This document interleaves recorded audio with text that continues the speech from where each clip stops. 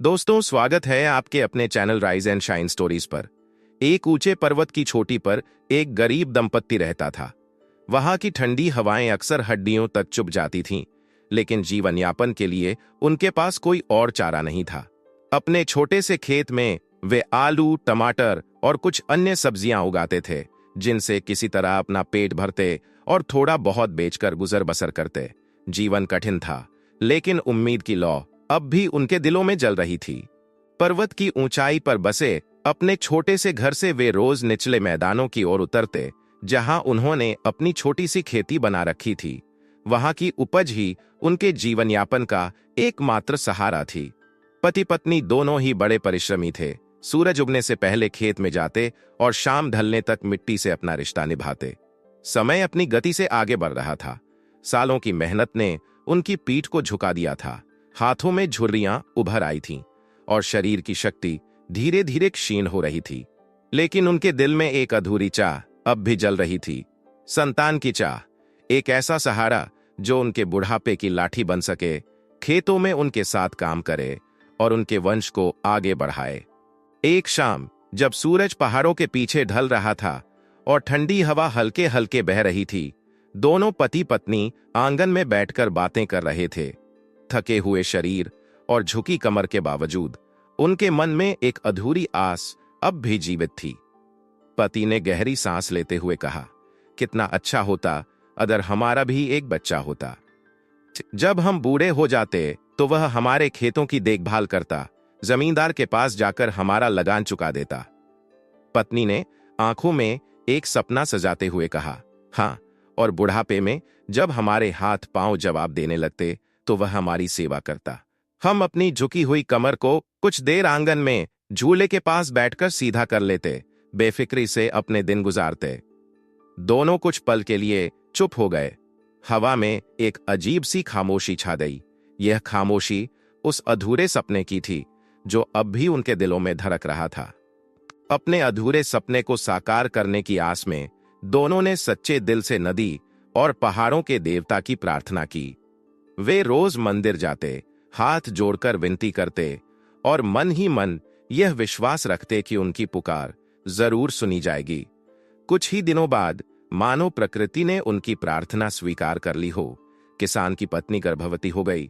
यह खबर सुनते ही उनके जीवन में एक नई उमंग आ गई। वे पहले से अधिक मेहनत करने लगे, आने वाले मेहमान के लिए योजनाएं बनाने लगे। समय बीतता गया और 9 महीने बाद वह शुभ घड़ी आ पहुंची। लेकिन जब बच्चे का जन्म हुआ तो पूरा घर सन्न रह गया।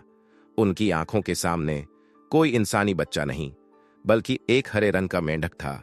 उसकी चमकती हुई लाल आंखें अंधेरे में भी जगमगा रही थीं, मानो कोई रहस्य अपने भीतर छुपाए बैठी हो। बूढ़ा किसान स्तब्ध रह गया। उसकी आंखें फटी की फटी रह गईं। उसने कांपते हुए स्वर में कहा, कैसी आश्चर्य की बात है। हमने तो इंसान की कामना की थी, लेकिन यह कैसे हो सकता है। पत्नी के हाथों से बच्चा गिरते गिरते बचा। वह डर और ममता के बीच झूल रही थी। यह चमत्कार था या श्राप, यह तो कोई नहीं जानता था, लेकिन उनकी जिंदगी अब पहले जैसी नहीं रहने वाली थी। बूढ़ा किसान घबराकर पीछे हट गया। उसने कांपते स्वर में कहा, यह मेंढक है। इसकी लाल आंखें कैसी अजीब तरह से चमक रही हैं। इसे घर में रखने से क्या फायदा। चलो इसे बाहर फेंक देते हैं। लेकिन उसकी पत्नी की ममता जाग चुकी थी। उसने बच्चे या कहें कि मेंढक को अपने सीने से और कसकर चिपका लिया। उसकी आंखों में आंसू छलक आए। वह रुंधे गले से बोली, भगवान ने हमारी प्रार्थना सुनी तो सही, लेकिन हमें इंसान की जगह एक मेंढक दिया है। शायद यह उनकी कोई लीला हो, कोई परीक्षा हो। लेकिन अब यह जो भी है हमारा ही बच्चा है। क्या हम इसे ठुकरा देंगे। बूढ़े किसान ने गहरी सांस ली। वह अपनी पत्नी की आंखों में झांकते हुए सोचने लगा, क्या वाकई यह ईश्वर की कोई परीक्षा थी। पत्नी ने मेंढक को प्यार से सहलाते हुए कहा, मेंढक तो मिट्टी में और तालाबों में रहता है, पर यह हमारा बच्चा है। इसे हमारा घर भी मिलेगा और हमारा प्यार भी। बूढ़े ने असमंजस से पत्नी की ओर देखा, फिर मेंढक की चमकती लाल आंखों की तरफ। शायद वह भी यह समझने की कोशिश कर रहा था कि उनकी तकदीर ने उनके साथ कैसा खेल खेला है। आया दिया, अरहक दिए। बूढ़े किसान ने भारी मन से कहा, हमारे घर के पीछे जो जौहर छोटा तालाब है वहीं छोड़ देते हैं इसे। मेंढक है वहीं रह जाएगा, पानी और मिट्टी ही इसकी असली जगह है। उसने मेंढक को उठा लिया और जौहर की ओर बढ़ने लगा, लेकिन जैसे ही वह उसे पानी में डालने लगा, कुछ ऐसा हुआ जिसे देखकर उसका पूरा शरीर कांप उठा। मेंढक ने अचानक बोलना शुरू कर दिया। उसकी आवाज साफ थी, जैसे किसी बच्चे की मासूम गुहार। माताजी, पिताजी, मुझे तालाब में मत डालिए। मैं आदमियों के घर में पैदा हुआ हूं और मुझे आदमियों की तरह ही रहना चाहिए। जब मैं बड़ा हो जाऊंगा तो मेरी शक्ल भी बिल्कुल आप जैसी हो जाएगी और मैं भी आदमी बन जाऊंगा। बूढ़ा किसान चौंक गया।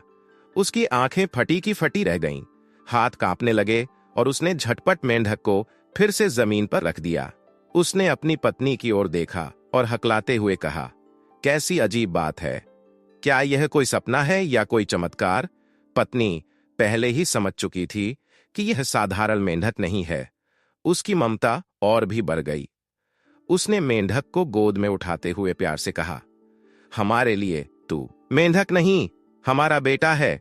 हम तुझे कहीं नहीं छोड़ेंगे। बूढ़ा अब भी असमंजस में था, लेकिन उसे लगने लगा कि शायद यह ईश्वर का कोई संकेत है। अब सवाल यह था, क्या यह मेंढक सचमुच इंसान बन जाएगा या इसके पीछे कोई बड़ा रहस्य छिपा था? बूढ़े किसान ने आश्चर्य से मेंढक को देखा और कहा, यह तो बिल्कुल हमारी तरह बोलता है और जो कुछ इसने कहा है वह हमारे लिए तो अच्छा ही है। पत्नी ने हल्की मुस्कान के साथ कहा, भगवान ने हमें यह दिन दिखाए हैं तो इसमें भी कोई न कोई भलाई होगी। अगर यह बोल सकता है तो यह साधारण मेंढक नहीं हो सकता। हो सकता है कि किसी श्राप के कारण इसे मेंढक बना दिया गया हो। नहीं नहीं, इसे हमें घर में ही रखना चाहिए। दोनों पति पत्नी बड़े दयालु थे। उन्होंने अपने मन की आशंका और समाज के डर को परे रखकर मेंढक को अपना ही बेटा मान लिया और उसे अपने साथ ही घर में पालने लगे। बूढ़ा अब भी असमंजस में था, लेकिन उसे लगने लगा कि शायद यह ईश्वर का कोई संकेत है। अब सवाल यह था, क्या यह मेंढक सचमुच इंसान बन जाएगा या इसके पीछे कोई बड़ा रहस्य छिपा था? समय बीतता गया। देखते ही देखते 3 वर्ष गुजर गए। इस दौरान मेंढक अपने माता पिता के साथ घर में ही रहा। उसने देखा कि उसके माता पिता कितनी मेहनत करते हैं। सुबह होते ही खेतों में चले जाते, दोपहर की धूप में भी काम करते रहते और शाम को थके मांदे घर लौटते। बूढ़ा पिता कभी कभी अपनी कमर सहलाते हुए गहरी सांस भरता और मां थकी हुई आंखों से रोटियां सेंकती। मेंढक सब कुछ चुपचाप देखता रहता। उसके दिल में एक सवाल उठता, क्या वह कभी उनके लिए कुछ कर पाएगा? क्या उसका यह मेंढक रूप उसके माता पिता की मदद करने के रास्ते में रुकावट था? एक दिन शाम के समय जब उसकी बूढ़ी मां चूल्हे पर रोटियां सेंक रही थी, मेंढक धीरे धीरे उछलता हुआ उसके पास आया और प्यार से बोला, मां, मेरे लिए आटे की रोटी बना दो, कल मैं जमींदार के पास जाऊंगा। मां ने आश्चर्य से उसकी ओर देखा और मुस्कुराकर पूछा, जमींदार के पास? वहां क्यों जाना है बेटा? मेंढक ने आत्मविश्वास से कहा, मैं उसके सुंदर महल में जाकर उससे मिलूंगा।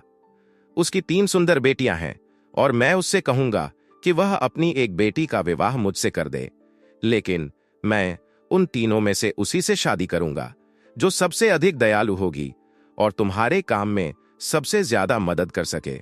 बूढ़ी मां ने पहले तो सोचा कि उसका बेटा मजाक कर रहा है, लेकिन जब उसने मेंढक की चमकती लाल आंखों में संजीदगी देखी तो वह चिंतित हो गई। उसने रोटी सेंकते हुए गहरी सांस ली और बोली, बेटा, ऐसी मजाक की बातें मत करो। क्या तुम सच में यह सोचते हो कि तुम्हारे जैसे छोटे और अजीब जीव के साथ कोई इंसान अपनी सुंदर बेटी का हाथ पकड़ाएगा? जमींदार तो बहुत बड़ा आदमी है, वह तुम्हें देखते ही भगा देगा। मेंढक ने मुस्कुराकर कहा, मां, तुम चिंता मत करो, मुझे बस आशीर्वाद दो।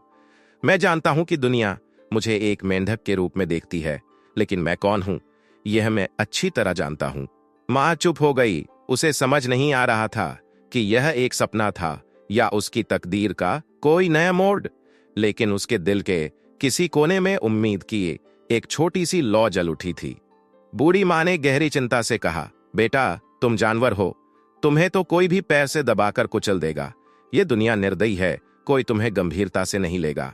मेंढक ने उसकी आंखों में आत्मविश्वास से देखा और मुस्कुराते हुए बोला, मां, तुम बस मेरे लिए रोटी बना दो, फिर देखना मैं तुम्हारे लिए एक बहुत जरूरी चीज लेकर आऊंगा।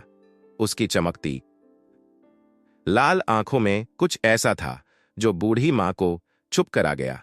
उसे अब भी यकीन नहीं था कि एक छोटा सा मेंढक जमींदार के महल तक पहुंचेगा, उसकी बेटियों में से किसी से विवाह की बात करेगा या फिर कोई चमत्कार घटेगा। लेकिन अपने बेटे की जिद और आत्मविश्वास के आगे उसने हार मान ली। उसने गहरी सांस लेते हुए कहा, अच्छा, मैं तुम्हारे लिए एक रोटी सेंक दूंगी, लेकिन यह मत भूलना कि दुनिया निर्दयी है बेटा। मेंढक कुछ नहीं बोला, बस हल्के से मुस्कुराया। उसके दिल में एक रहस्य छिपा था जो आने वाले समय में सबको चौंका देने वाला था। बूढ़ी मां ने थोड़ी घबराहट के साथ कहा, लेकिन इस बात का ख्याल रखना कि महल की नौकरानी तुम्हें भूत प्रेत समझकर तुम्हारे ऊपर राख न डाल दे। वह क्या जाने तुम एक सच्चे इंसान हो। मेंढक ने अपनी लाल आंखों में चमक लाते हुए जवाब दिया, मां, तुम बेफिक्र रहो, मुझे देखे बिना कोई मुझे पहचान नहीं सकता। अगले दिन सूरज की पहली किरण के साथ बूढ़ी स्त्री ने एक बड़ी सी रोटी बनाई और उसे एक थैले में डाल दिया। थैले को कंधे पर लटकाते हुए मेंढक ने उसे सावधानी से पकड़ा और अपने सफर पर निकल पड़ा। वह घाटी की ओर बढ़ते हुए रास्ते में उगते हुए फूलों और ताजगी से भरपूर हवा का आनंद लेता रहा। उसके छोटे से पैरों के निशान मिट्टी में पड़ते गए और उसकी आंखों में एक चमत्कारी आत्मविश्वास था। घाटी के किनारे जमींदार का महल खड़ा था। सुनहरे दरवाजे, विशाल दीवारें और महल के भीतर से आती अजीब सी शाही ठाठ की आवाजें। जब वह महल के द्वार तक पहुंच गया तो उसने दरवाजे को 3 बार जोर से खटखटाया। दरवाजे के पार हलचल शुरू हो गई। नौकरानियां आपस में कुछ फुसफुसाते हुए दरवाजे की ओर बढ़ीं। मेंढक ने एक गहरी सांस ली और उसकी लाल आंखों में एक चमत्कारी चमक थी। यह एक छोटा सा कदम था, लेकिन उसके लिए यह एक बड़ा कदम था। जमींदार ने अचानक दरवाजे पर खटखटाहट सुनी। वह चौंकते हुए खड़ा हो गया और अपने नौकर से बोला, कौन है जो इस समय दरवाजा खटखटा रहा है? नौकर जल्दी से बाहर निकला और कुछ देर बाद लौटते हुए चेहरे पर घबराहट और आश्चर्य लिए हुए बोला, मालिक, बड़ी अजीब सी बात है। एक छोटा सा मेंढक दरवाजे पर खड़ा आपको पुकार रहा है। जमींदार और मंत्री दोनों हैरान रह गए। मंत्री घबराते हुए बोला, मालिक, यह जरूर कोई भूत प्रेत होगा। इस पर राख डलवा दीजिए, इससे आपके महल की शांति बनी रहेगी। जमींदार ने सिर झुका लिया और थोड़ी देर सोचने के बाद बोला, नहीं नहीं, रुको, यह जरूरी नहीं कि वह कोई भूत प्रेत हो। मंत्री ने आश्चर्य से जमींदार की ओर देखा और कहा, मालिक, क्या आप इस छोटे से मेंढक को गंभीरता से ले रहे हैं? आप जानते हैं कि राज्य में ऐसी घटनाएं हमारे लिए शांति का कारण नहीं बन सकती। जमींदार कुछ देर चुप रहा और फिर धीरे से बोला, हो सकता है इसमें कुछ खास हो, इसे नजरअंदाज नहीं करना चाहिए। जरा देखो तो सही वह क्या चाहता है। अब जमींदार के इस फैसले से यह साफ हो रहा था कि उसमें कुछ गहरी समझ और रहस्य को सुलझाने की इच्छा थी। क्या मेंढक का संदेश वाकई महत्वपूर्ण था? क्या वह सच में कुछ चमत्कारी करने आया था? जमींदार का मन थोड़ा उलझन में था, लेकिन वह कुछ नया जानने और समझने के लिए तैयार था। उसने सोचा, मेंढक पानी में रहते हैं, हो सकता है कि वह जल देवता के महल से कोई संदेश लेकर आया हो। वह चुपचाप खड़ा सोचता रहा। फिर उसने अपने मंत्री से कहा, जैसे देवताओं की आप भगत की जाती है, वैसे ही उसकी भी करो। उसे इज्जत दो, दूध और खीर छिड़को। इसके बाद जमींदार के नौकरों ने उस पर दूध छिड़का, जैसे देवताओं को किया जाता है। वे बड़े श्रद्धा भाव से दूध और खीर से उसकी पूजा करते रहे और दूध हवा में उड़ता हुआ महल के आसपास फैल गया। यह दृश्य कुछ चमत्कारी सा था, जैसे किसी अदृश्य शक्ति का आह्वान हो रहा हो। जब पूजा पूरी हो गई तो जमींदार खुद दरवाजे तक आया और रुककर सधे हुए शब्दों में बोला, मेंढक देवता, क्या तुम जल देवता के महल से आ रहे हो? तुम हमारे राज्य में किस लिए आए हो? उसकी आंखों में जिज्ञासा थी, लेकिन साथ ही एक आदर और सम्मान भी था। वह कुछ पल चुप रहा, फिर उसने कहा, हम आपकी क्या सेवा कर सकते हैं? मेंढक ने अपनी चमकती लाल आंखों में गंभीरता रखते हुए उत्तर दिया, मैं जल देवता के महल से नहीं आ रहा, मैं तो अपनी इच्छा से आपके पास आया हूं। आपकी सारी लड़कियां विवाह योग्य हैं और मैं उनमें से एक से शादी करना चाहता हूं। मैं आपका दामाद बनने आया हूं, आप मुझे उनमें से किसी एक का हाथ पकड़ दीजिए। जमींदार, और उसके नौकर इस अनोखे प्रस्ताव से पूरी तरह से चौंक गए। वे इस पर विश्वास नहीं कर पा रहे थे। सभी नौकर एक दूसरे को देख रहे थे और उनके चेहरे पर भय और घबराहट साफ दिखाई दे रही थी। जमींदार की आंखों में गहरी हैरानी थी। वह सोचने लगा कि एक छोटा सा मेंढक इतना साहस कैसे जुटा सकता है, और उसकी मांग भी कितनी अजीब थी। जमींदार की जुबान में संकोच था, लेकिन उसने फिर भी पूछा, तुम कैसी बेहूदी बातें कर रहे हो? वह कुछ पल चुप रहा, फिर अपनी आवाज में गहरी तल्खी के साथ बोला, तुम्हारी हिम्मत कैसे हुई मेरे महल में आकर ऐसी बात करने की? सभी नौकर अब खामोश थे, जैसे कोई डरावनी घटना घटने वाली हो। जमींदार की नाराजगी और आश्चर्य से उस क्षण का तनाव बढ़ गया था। मेंढक ने अपनी चमकती लाल आंखों में गंभीरता रखते हुए उत्तर दिया, मैं जल देवता के महल से नहीं आ रहा। मैं तो अपनी इच्छा से आपके पास आया हूं। आपकी सारी लड़कियां विवाह योग्य हैं और मैं उनमें से एक से शादी करना चाहता हूं। मैं आपका दामाद बनने आया हूं। आप मुझे उनमें से किसी एक का हाथ पकड़ दीजिए। जमींदार और उसके नौकर इस अनोखे प्रस्ताव से पूरी तरह से चौंक गए। वे इस पर विश्वास नहीं कर पा रहे थे। सभी नौकर एक दूसरे को देख रहे थे और उनके चेहरे पर भय और घबराहट साफ दिखाई दे रही थी। जमींदार की आंखों में गहरी हैरानी थी। वह सोचने लगा कि एक छोटा सा मेंढक इतना साहस कैसे जुटा सकता है, और उसकी मांग भी कितनी अजीब थी। जमींदार की जुबान में संकोच था, लेकिन उसने फिर भी पूछा, तुम कैसी बेहूदी बातें कर रहे हो? वह कुछ पल चुप रहा, फिर अपनी आवाज में गहरी तल्खी के साथ बोला, तुम्हारी हिम्मत कैसे हुई मेरे महल में आकर ऐसी बात करने की? सभी नौकर अब खामोश थे, जैसे कोई डरावनी घटना घटने वाली हो। जमींदार की नाराजगी और आश्चर्य से उस क्षण का तनाव बढ़ गया था। जमींदार ने गुस्से से सिर झुकाते हुए कहा, सिर पैर की बातें कर रहे हो? आईने में अपनी सूरत तो देखो, कितने बदसूरत हो। कितने बड़े बड़े जमींदारों ने मेरी बेटियों से विवाह करने की इच्छा जताई, लेकिन मैंने सबको मना कर दिया। फिर मैं कैसे एक मेंढक को अपनी बेटी का हाथ पकड़ने दूं? वह हल्की सी हंसी के साथ बोला, जाओ, बेकार की बातें मत करो। जाओ, बेकार की बातें मत करो। मेंढक ने उसकी बातों को नजरअंदाज करते हुए गहरी आवाज में कहा, ओह, इसका मतलब यह है कि आप मुझसे अपनी बेटी की शादी नहीं करोगे। कोई बात नहीं, अगर आप मेरी बात नहीं मानेंगे तो मैं हंसना शुरू कर दूंगा। यह सुनकर जमींदार का गुस्सा और बढ़ गया। उसकी आंखों में आग थी। वह चिल्लाया, मर्यादा के बच्चे, तेरा दिमाग खराब हो गया है। उसने गुस्से से पैर पटकते हुए कहा, अगर हंसी ही करनी है तो बाहर निकल जा और जी भर के हंसो। जमींदार का गुस्सा अब पूरी तरह से बाहर आ चुका था, लेकिन मेंढक की दृढ़ता और उसकी रहस्यमय बातें दोनों के बीच एक अजीब तनाव पैदा कर रही थीं। मेंढक ने अपनी आंखों में रहस्यमय चमक के साथ जोर से हंसना शुरू कर दिया। उसकी हंसी इतनी जोरदार थी कि मानो वह किसी महान शक्ति का प्रतिनिधित्व कर रहा हो। हंसी की गूंज से पूरी धरती कांपने लगी। जमींदार के महल के ऊंचे ऊंचे स्तंभ हिलने लगे, जैसे वे किसी आंधी के सामने झुक रहे हों। महल की दीवारों में दरारें पड़ने लगीं और ऐसा लगने लगा मानो महल गिरने वाला हो। सारे आकाश में धूल, रेत, मिट्टी, कंकड़ और पत्थर उड़ने लगे। सूरज की किरणें और सारा आकाश अंधेरे से ढक गया, जैसे वह कोई घना बादल हो। चारों ओर बस धूल ही धूल दिखाई देने लगी, जिससे दृश्य और भी भयानक हो गया। जमींदार के महल में अफरा तफरी मच गई। सभी लोग, नौकर, चाकर और महल के लोग हड़बड़ी में एक दूसरे से टकराते हुए इधर उधर दौड़ने लगे।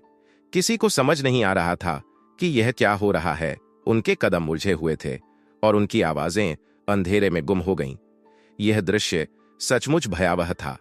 किसी को भी अंदाजा नहीं था कि यह सब क्या चल रहा है और क्या भविष्य में होने वाला है।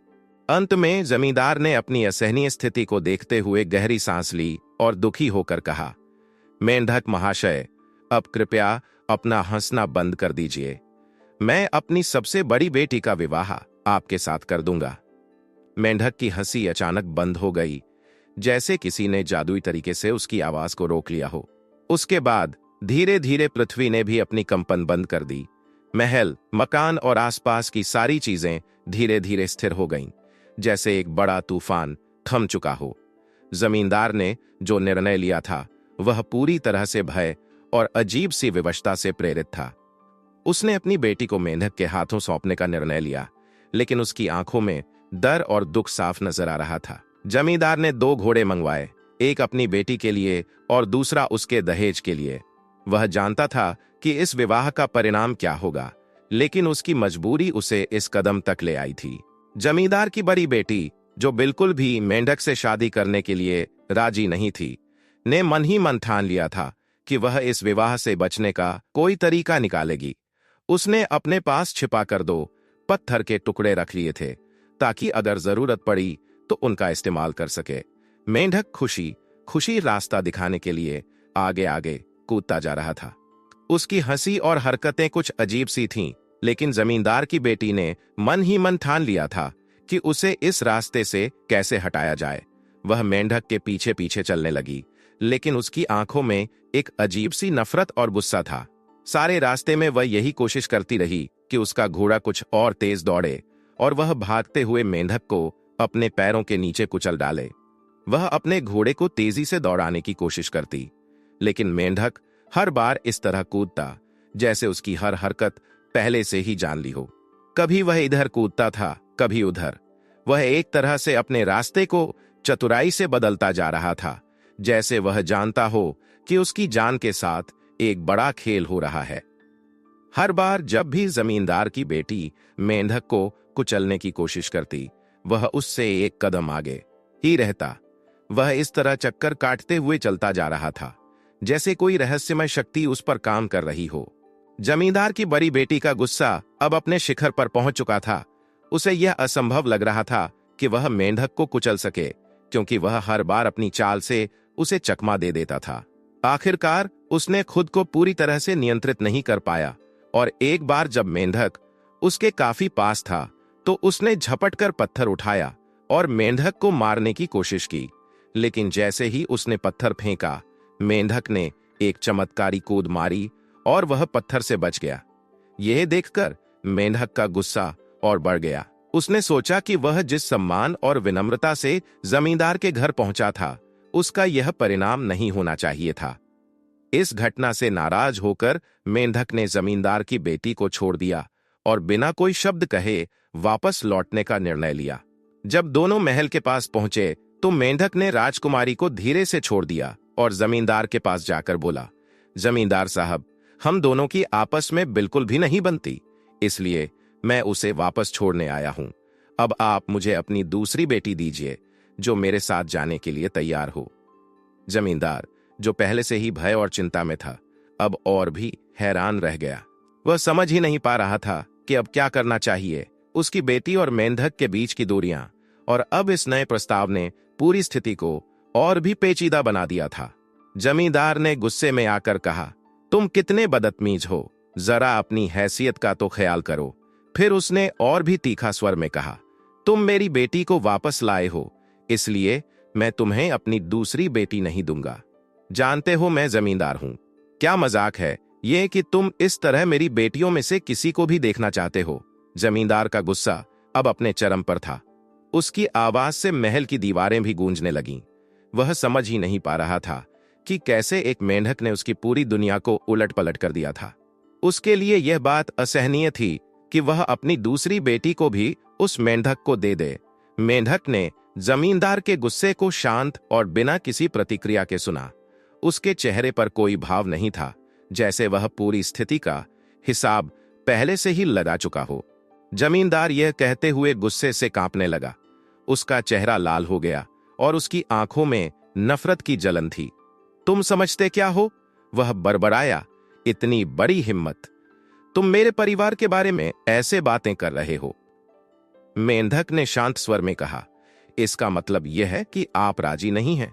कोई बात नहीं, अगर आप नहीं चाहते तो मैं चिल्ला सकता हूं।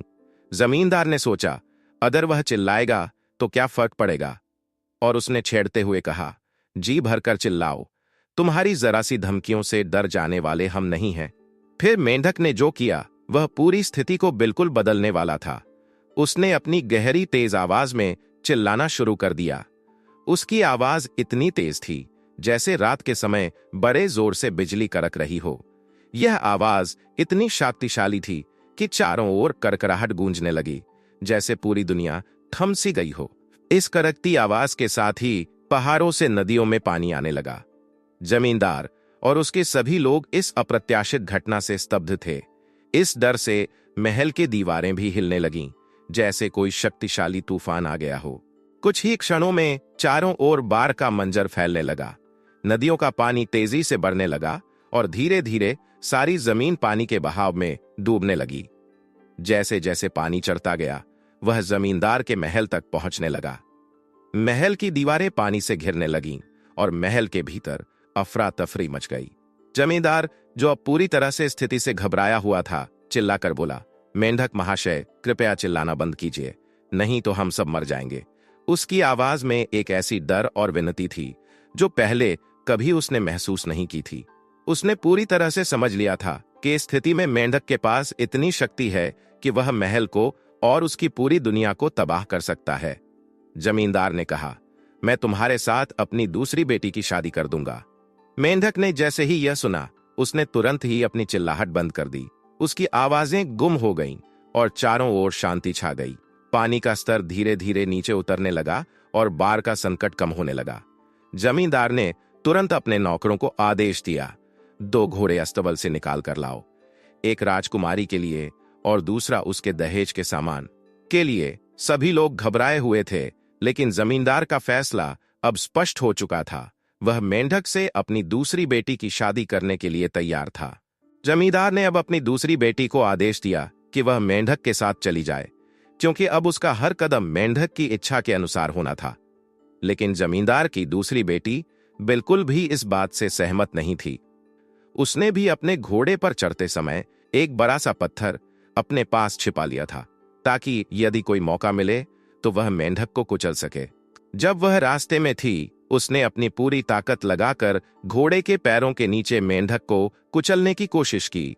एक बार तो उसने पत्थर को मेंढक की ओर फेंक दिया, लेकिन मेंढक एक छलांग में बच निकला। वह धीरे धीरे कूदता हुआ आगे बढ़ा और राजकुमारी के सारे प्रयास असफल हो गए। फिर जमींदार की दूसरी बेटी भी वही रास्ता अपनाते हुए वापसी का मन बना रही थी, लेकिन इसी बीच मेंढक ने उसे रोक लिया। वह शांत और गंभीर आवाज में बोला, राजकुमारी, हमारे भाग्य में एक साथ रहना नहीं लिखा है, तुम घर वापस जा सकती हो। यह कहकर उसने घोड़े की लगाम अपने हाथ में ले ली और उसे धीरे धीरे वापस घर की ओर मोड़ दिया। मेंढक ने जमींदार के हाथ में उसकी मंझली बेटी का हाथ पकड़ते हुए कहा, अब आप अपनी सबसे छोटी बेटी की शादी मुझसे कर दीजिए। जमींदार यह सुनकर बिल्कुल आग बबूला हो गया। उसकी आंखों में गुस्से का तूफान था और वह बिना सोचे समझे चीख पड़ा, तुमने मेरी सबसे बड़ी बेटी को लौटा दिया और मैंने तुम पर दया करके अपनी मंझली बेटी तुम्हें दे दी। अब तुम उसे भी लौटा रहे हो और मेरी सबसे छोटी बेटी से शादी करना चाहते हो। उसके शब्दों में आक्रोश और निराशा दोनों की मिलीजुली भावना थी। उसका गुस्सा बढ़ता जा रहा था, क्योंकि उसे लग रहा था कि वह इस पूरी स्थिति में फंस चुका है और मेंढक ने उसके साथ लगातार छल किया था। जमींदार वैसे ही मेंढक की बातों से डर चुका था, लेकिन गुस्से में उसने उत्तर दिया, दोनों चरणों से 2 फुट ऊंचा होकर खुद को जी भर कर दिखा सकता हूं। अगर तुम्हारी जरा सी बातों से डरने लगा तो मेरी जमींदारी 2 दिन की रह जाएगी। लेकिन जब मेंढक ने फुदकना शुरू किया तो अचानक धरती डोलने लगी। जमींदार के महल की दीवारें भी इतनी जोर से हिलने लगीं कि ऐसा लगने लगा कि महल अब गिरने वाला है। सभी लोग डर के मारे सहम गए। महल के अंदर और बाहर हर कोई परेशान था और जमींदार खुद को खोने की कगार पर था। अंत में मजबूर होकर जमींदार ने खड़े होकर कहना पड़ा, ठीक है, मैं अपनी तीसरी बेटी का हाथ तुम्हारे हाथ में दे दूंगा। यह सुनते ही मेंढक ने फुदकना तुरंत बंद कर दिया। जैसे ही वह शांत हुआ, पहाड़ों और पृथ्वी ने अपनी जगह पर स्थिर होकर शांति का अनुभव किया। अब जमींदार को अपनी हार और मेंढक की जीत स्वीकार करनी पड़ी। जमींदार की तीसरी बेटी अपनी अन्य बहनों से बिल्कुल अलग थी। उसके हृदय में अपार दया थी। उसने सोचा, यह मेंढक कोई साधारण मेंढक नहीं है, बल्कि यह काफी चतुर और विशेष जान पड़ता है। उसने आत्मविश्वास से कदम बढ़ाया और मेंढक के साथ जाने के लिए राजी हो गई। जब वे घर पहुंचे तो मेंढक की मां दरवाजे पर उन्हें लेने आई। वह यह देखकर दंग रह गई कि उसका बेटा अब किसी साधारण मेंढक जैसा नहीं रहा, बल्कि वह एक इंसान की तरह सजीव और शक्तिशाली बन चुका था। उसकी आंखों में खुशी और आश्चर्य की झलक थी और उसने सोचा, मेरा बेटा कितना सुंदर और छोटा सा था और अब वह इस रूप में बदल चुका है। और देखो, उसकी बहू भी कितनी सुंदर और दयालु है। लड़की बहुत काम करने वाली थी और रोज अपनी सास के साथ खेतों में काम करने जाती थी। उसकी सास उसे बहुत प्यार करती थी और लड़की भी अपनी सास का बहुत सम्मान करती थी। दोनों का रिश्ता सच्चे प्रेम और समझ से भरा हुआ था। पतझड़ का मौसम आया और गांव में हर साल घोड़ों की एक बहुत बड़ी दौड़ होती थी।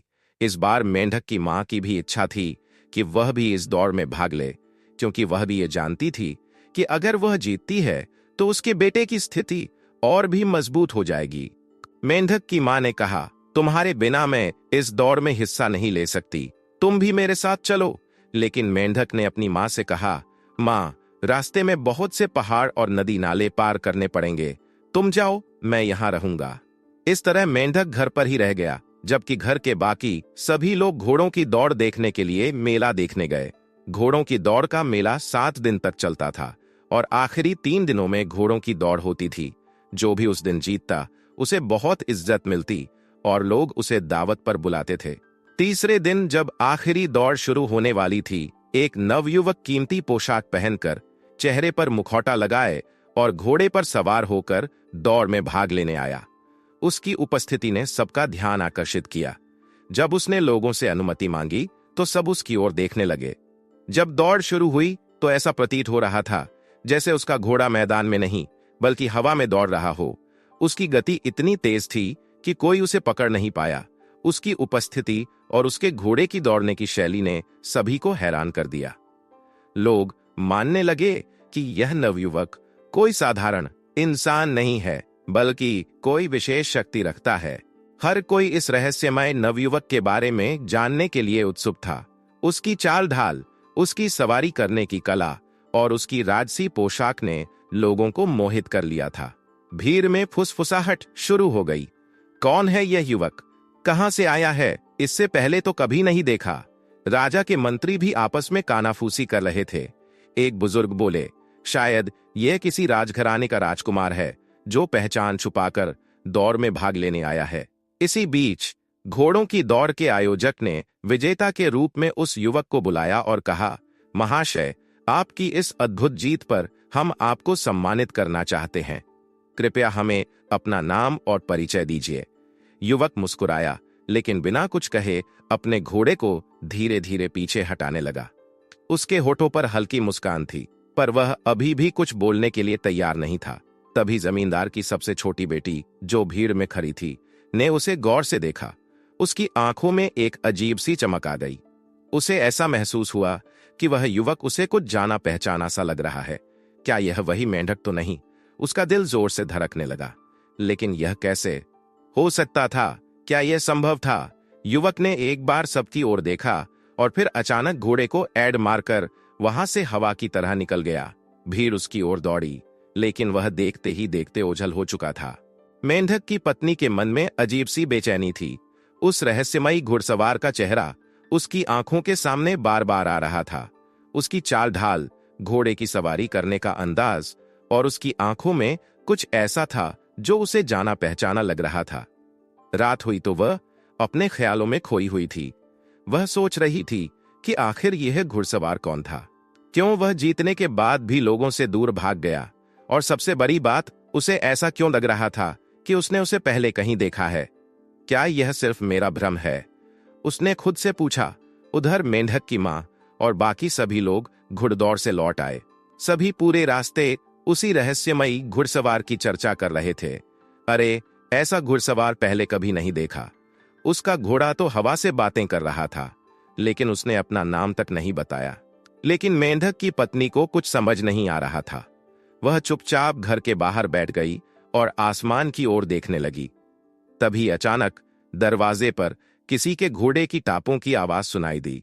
उसका दिल जोर से धड़कने लगा। वह उठी और दरवाजे की ओर बढ़ी। दरवाजा खोला तो वहां वही रहस्यमयी घुड़सवार खड़ा था। वह चौंक गई। तुम इतनी रात को? उसने धीरे से पूछा और अगले ही पल घुड़सवार ने अपना मुखौटा उतार दिया। उसकी आंखें हैरानी से फैल गईं। वह अवाक रह गई। तुम। उसके सामने कोई और नहीं बल्कि मेंढक खड़ा था। अगले साल जब पतझड़ आया तो घोड़ों की दौड़ के मेले की तैयारियां फिर शुरू हो गईं। इस बार भी मेंढक की मां और उसकी पत्नी मेले में जाने की तैयारी करने लगीं। मेंढक हमेशा की तरह घर पर ही रुकने की बात कहकर चुपचाप बैठ गया। जैसे ही गांव के लोग और मेंढक की पत्नी दौड़ देखने गए, वह फिर से एक चमचमाती पोशाक पहनकर एक शानदार घोड़े पर सवार होकर दौड़ में शामिल हो गया। इस बार भी उसने बाकी सभी घुड़सवारों को पीछे छोड़ दिया और हवा की तरह मैदान में दौड़ता चला गया। अंत में वह विजेता बना और सब उसकी बहादुरी और तेजी पर दंग रह गए। इस बार भी मेंढक की पत्नी और गांव के लोग सोचते रह गए कि यह रहस्यमयी घुड़सवार कौन है जो हर बार दौड़ जीतकर बिना कोई बात किए वहां से चला जाता है। लेकिन इस बार मेंढक की पत्नी ने ठान लिया था कि वह इस रहस्य का पता लगाकर रहेगी। जब वह घर लौटी तो उसने देखा कि मेंढक हमेशा की तरह दरवाजे पर बैठा था और घोड़ों की दौड़ की सारी बातें उसे पहले से ही पता थीं। यह देखकर उसे और भी अधिक संदेह हुआ। कैसे हो सकता है कि तुम हर बार वह सब कुछ जान जाते हो जो वहां हुआ? उसने मेंढक से पूछा। मेंढक मुस्कुराया और बोला, हो सकता है कि मैं भी वहां था। अब मेंढक की पत्नी ने तय कर लिया कि अगली बार वह पूरी सच्चाई जानकर ही रहेगी। जैसे ही वह घुड़सवार वहां पहुंचा, सभी की निगाहें उसी पर टिक गईं। उसकी कीमती पोशाक, तेजस्वी व्यक्तित्व और घोड़े की रफ्तार ने सबका मन मोह लिया। दौड़ शुरू हुई और हमेशा की तरह वह हवा की तरह उड़ता हुआ बाकी घुड़सवारों से आगे निकल गया। इस बार मेले में मौजूद लोग पहले से ही सतर्क थे। उन्होंने तय कर लिया था कि इस रहस्यमयी युवक को जाने नहीं देंगे। जैसे ही दौड़ समाप्त हुई और वह विजेता बना, लोग चारों ओर से उसे घेरने लगे। मेंढक की पत्नी भीड़ में थी। उसका दिल जोर से धड़क रहा था। उसे लगने लगा था कि यह रहस्यमयी घुड़सवार और कोई नहीं बल्कि खुद उसका पति हो सकता है। रुको, हमें बताओ तुम कौन हो? एक बुजुर्ग आदमी ने आवाज लगाई। हाँ, हमें बताओ तुम किस गांव के हो? भीड़ में से कई आवाजें आईं। राजकुमार सा दिखने वाला युवक कुछ कहने ही वाला था कि अचानक उसने भीड़ को चकमा दिया और घोड़े को दौड़ा दिया। लोग उसके पीछे दौड़ पड़े, लेकिन वह इतनी तेजी से निकला कि कोई उसे पकड़ नहीं सका। मेंढक की पत्नी इस बार उसे खोना नहीं चाहती थी। उसने तेजी से एक तरकीब सोची। वह उस दिशा में भागी जहां से वह युवक घोड़े पर सवार होकर गया था। जब वह घर पहुंची तो उसने देखा कि मेंढक हमेशा की तरह दरवाजे पर बैठा हुआ था और मुस्कुरा रहा था। तुम फिर से सब कुछ पहले से ही जानते होगे, है ना? उसने गहरी नजर से मेंढक की ओर देखा। मेंढक ने हल्की मुस्कान के साथ कहा, शायद। अब मेंढक की पत्नी पूरी तरह से यकीन कर चुकी थी। उसने ठान लिया कि वह इस रहस्य से पर्दा उठाकर रहेगी। मेंढक की पत्नी रात भर इस रहस्य के बारे में सोचती रही। उसे यकीन हो गया था कि उसके पति में कोई न कोई जादुई रहस्य छुपा है। अगले दिन उसने तय किया कि वह किसी भी हालत में इस गूढ़ पहेली को सुलझाकर रहेगी। अगले साल जब पतझड़ का मौसम आया और घोड़ों की दौड़ का मेला लगा, मेंढक की मां और पत्नी फिर से दौड़ देखने के लिए जाने लगी। लेकिन इस बार मेंढक की पत्नी ने मन ही मन एक योजना बना ली थी। रात में जब सभी सो रहे थे, उसने चुपके से देखा कि मेंढक अपनी खाल उतारकर एक सुंदर राजकुमार में बदल गया। वह वही घुड़सवार था जो हर साल घोड़ों की दौड़ जीतता था। लड़की को अपनी आंखों पर विश्वास नहीं हुआ। उसने तुरंत मेंढक की झील सी हरी खाल उठाई और उसे जलते हुए दीपक के पास ले जाकर आग में डाल दिया।